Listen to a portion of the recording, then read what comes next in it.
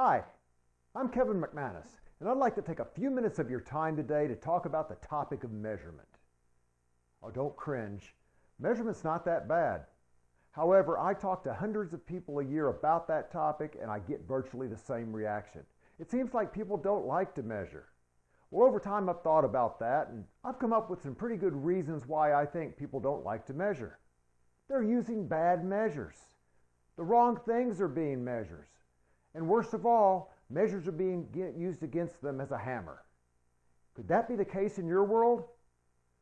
I work with so many companies trying to help them improve their measurement systems, and you'd think by now they'd be measuring the right things at the right places, but they're not. In fact, there's three main mistakes people often make with their measurement systems. First of all, they use the wrong measures themselves. They normally use counts instead of ratios to measure performance. With counts, there's no context with what the measure has to do with. Think about it. If you only count accidents, if you only count complaints, if you only count the number of customers you serve today, does that really tell you anything about the potential of the system, the performance of the system, the cost of the services provided? No, it really doesn't. The sad thing is, all counts can be converted into measures.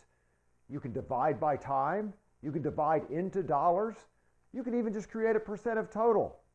But by creating that ratio, you create a more meaningful measure. That's the first mistake, using the wrong measures. The next mistake is measuring the wrong things. I think it's because we don't like to measure. Because we don't like to measure, we try to come up with fewer measures. And when we come up with fewer measures, we often don't measure at the process level.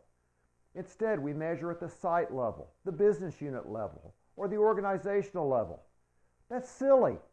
When you do that, you're combining multiple systems into one bucket. You're trying to use one measure to define the performance of multiple processes. Imagine if you went to the doctor and they said, "We don't need to take your blood pressure because we know what the community average blood pressure is." That'd be ludicrous.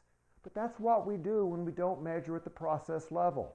We take aggregate averages, aggregate rates of performance, and try to assume that all of our processes perform around that average. And that's just not true. So now we're using the wrong measures to measure the wrong things. On top of that, we use measures wrong. Think about it. Why do you use measures? A lot of people think the answer to that question is we measure to control people. We measure to hold people accountable. Really, when you think about it, measures are used to understand systems, to predict future performance, and to understand if we're getting better or not. Measures, if we try to use them to control people, people will find a way to beat the measure. As Donald Wheeler says, they'll either alter the measure, alter the system, or maybe sometimes they will get the desired level of performance. But all too often, we use measures as a hammer, and people find ways to keep from getting hammered. So, if you like what I had to share here today about measures, consider looking at my new book, Vital Signs: The Power of Meaningful Measurement. You can buy it on Amazon.com in either ebook form or hard copy. I'd like to thank you for listening to me today. Keep improving and have a great day.